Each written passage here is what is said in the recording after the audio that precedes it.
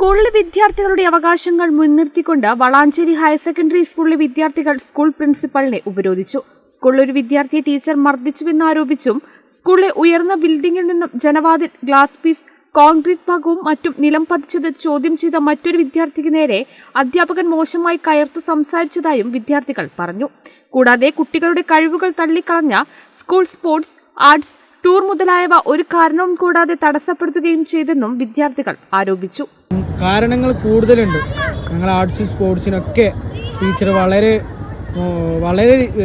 മോശമായിട്ടുള്ള രീതിയിലാണ്.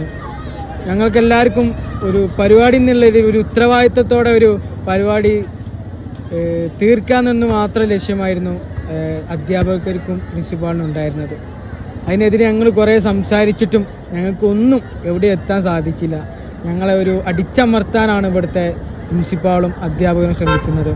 അതിനെതിരായിട്ട് +1, +2 എല്ലാ വിദ്യാർത്ഥികളും സംയുക്തമായിട്ടാണ് ഇന്നത്തെ പ്രതിഷേധം നടന്നിട്ടുണ്ടായിരുന്നത്. സ്കൂൾ ചെയർപേഴ്സൺ ജാസ്മിൻ ടിയുടെയും സ്കൂൾ വൈസ് ചെയർമാൻ M.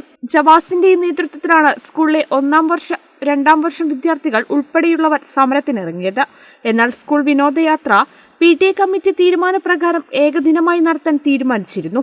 ഇതിലുള്ള വിദ്യാർത്ഥികളുടെ പ്രശ്നമാണ് സമരമെന്നും ബാക്കിയുള്ളതെല്ലാം അടിസ്ഥാനരഹിതമാണെന്നും സ്കൂൾ പ്രിൻസിപ്പൽ അറിയിച്ചു. കേരള വിഷൻ, വളാഞ്ചേരി.